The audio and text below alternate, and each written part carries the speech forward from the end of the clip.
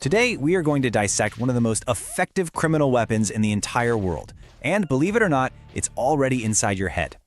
I'm talking about fear. See, when a scammer gets you on the phone, they're not trying to outsmart you. They're trying to hijack you. And look, this has nothing to do with how smart you are or how weak you are. It is a biological exploit, a systematic attack on your brain's most ancient survival wiring.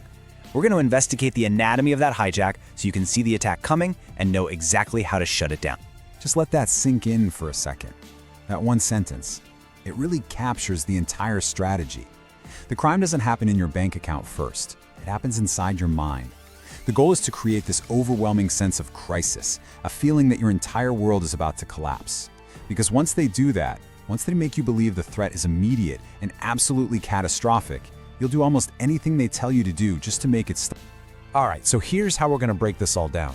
First up, we'll get into the biological vulnerability that makes this whole thing possible. Then, we're going to walk through the scammer's 5-step playbook, the exact sequence they use to take control. We'll go inside the hijacked brain to really understand why it's so effective. And most importantly, we'll cover the biological break, the concrete steps you can take to regain control. And we'll wrap up with the one unbreakable rule that will always protect you. Okay, let's get right into it. To really understand the crime, you first have to understand the crime scene. And in this case, the crime scene is the human brain. You see, these scammers, a lot of them working in these very sophisticated operations, they figured out that there is a built-in backdoor to our minds, a vulnerability that's been part of our species for thousands of years. They don't need to hack your computer, they just need to know which biological buttons to push. So this whole thing hinges on one core mechanism. It's called an amygdala hijack. Now, your amygdala, that's the ancient primitive part of your brain. Think of it as your internal alarm system. It's responsible for that fight or flight response, and when it senses extreme danger, it does something pretty incredible. It literally seizes control from the more modern, logical part of your brain, the prefrontal cortex. It's a survival mechanism, right? It's designed to make you react instantly to a tiger in the grass, not sit there and think about it. And this really lays out the two sides of the battle that's happening inside your head. On one side, you've got your prefrontal cortex. It's the slow, deliberate part. It's the part that asks for evidence. That's the part of you going, wait a second, why would the IRS need me to buy gift cards? But on the other side, you've got the amygdala. It's lightning fast, it's purely emotional, and it only screams one word, danger. And during a hijack, the amygdala just floods your system with stress hormones, cortisol, adrenaline. The result of that chemical storm? Your logic center, the rational brain on the left, it goes completely offline. The amygdala is in total control. And the result of all this? It leads to a state that researchers call functional blindness. Now, it's not that you physically can't see, it's that your brain's attention has narrowed so intensely on this one perceived threat that you are physiologically incapable of noticing anything else. All the red flags, all the totally absurd requests, all the things that would normally make you just hang up the phone, they become invisible. Your brain is focused on one thing and one thing only: how do I survive this? Okay, so if this is a built-in vulnerability, how do criminals actually trigger it on purpose? Well, they don't leave it to chance. They follow a very precise 5-step process that's designed from the ground up to systematically induce an amygdala hijack. This is their playbook. Let's walk through this playbook because it's almost always the same sequence. It starts with a negative pretext, a shocking claim designed to just completely throw you off balance, an arrest warrant, federal tax fraud.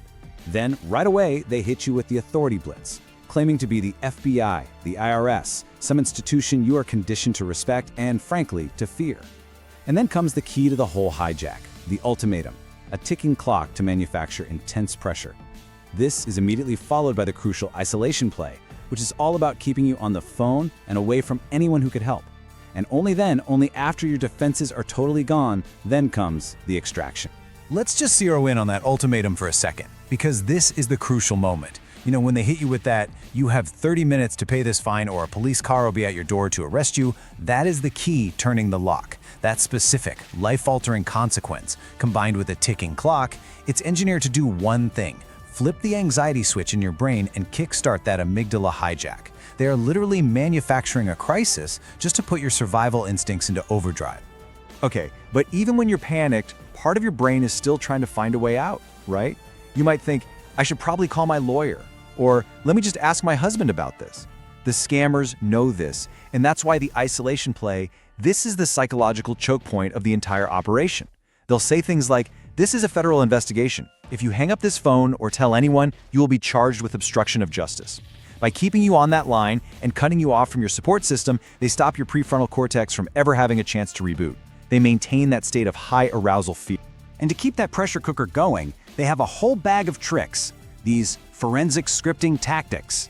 They create urgency spikes, playing sounds of police sirens or radio chatter in the background to make the crisis feel totally real. They use nested threats, so if you question even one little detail, they escalate immediately. Excuse me, are you questioning a federal agent? That's a felony. They put you in a double bind, a no-win situation where the only good choice is the one that gets them paid.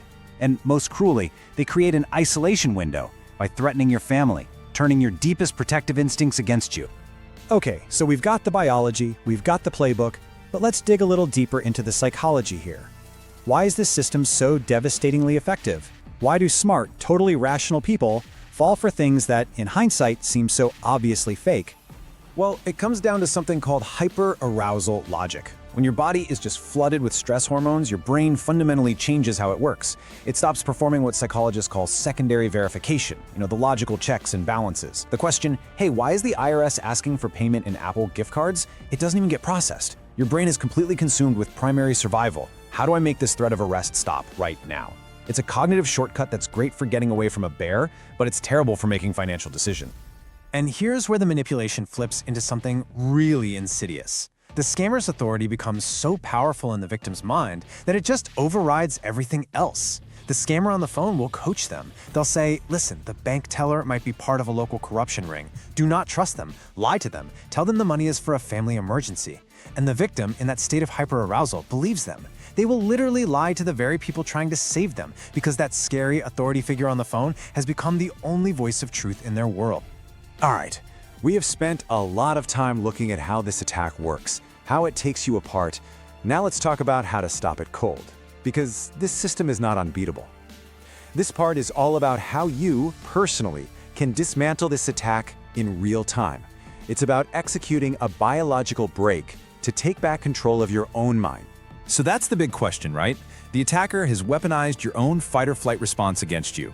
They've basically turned your body's alarm system into their puppet strings.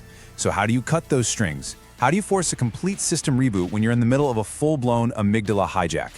The good news is, there's a protocol. It's 3 simple steps, but they are absolutely non-negotiable. First, recognize the signal. Before you even try to analyze their words, listen to your own body. That sudden, racing pulse, that knot in your stomach, that feeling of pure dread, that is your first and most reliable red flag. Second, you must execute the mandatory hang-up. I cannot stress this enough. You have to physically break the connection. Third, and only after you've created that space, you begin independent verification, using only official public channels. And I really need to double down on this point. You cannot outlogic a scammer while you are on the phone with them. It's impossible. It's like trying to solve a complex math problem while a fire alarm is blaring right in your ear. The scammer is the fire alarm. And the only way to stop that noise and let your prefrontal cortex, your logic center, come back online is to create silence. The physical act of hitting end call is the biological circuit breaker. It stops that flood of stress hormones and gives your brain the space it needs to reset. Okay, so you've hung up. Now what? The next part, verification, has its own set of very strict rules. First, the official channel rule. Never, ever call back a number the person gave you or use a website they told you about. You go to Google, you find the official, public number for the IRS, the FBI, or your local police department, and you call them directly. And second, always remember the local police rule. A real, legitimate legal emergency, like an arrest warrant, that is not handled with a threatening phone call demanding gift cards. It is handled in person by uniformed local law enforcement officers who show up at your front door. So, we've gone through the biology, the criminal's playbook, and your defense. Let's just distill this all down to one single core idea, the one protective principle that can act as a shield against pretty much every version of this attack. Look, this is the absolute bottom line, the unbreakable rule. True authority never, ever operates through panic. The IRS is not going to call you and threaten to arrest you in an hour. The FBI is not going to demand you wire money. Social Security won't ask for your bank details over the phone. Real government agencies have processes, and those processes are slow, they're bureaucratic, and they involve a lot of official mail. They do not involve high-pressure tactics and demands for untraceable payments right now.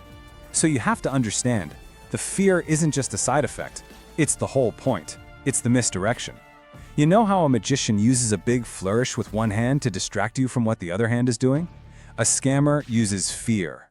The panic they create is a blindfold, and it's intentionally placed over your eyes so you won't notice them reaching into your pocket. If a stranger's words are making you feel terrified, it's not because the threat is real. It's because the fear is the tool they need to make the crime work. And that really brings us to the most important thing I want you to walk away with today. Learn to trust your body. Your own physiology is your best defense. That feeling of sudden, overwhelming panic isn't a signal to comply. It's a signal that you are being manipulated. From now on, I want you to think of your pulse as your personal fraud detector. If an unsolicited call makes your heart start to race and your mind cloud over, if it feels like a life or death emergency, that feeling itself is the only red flag you need. That's how you know it's a scam. Stay safe.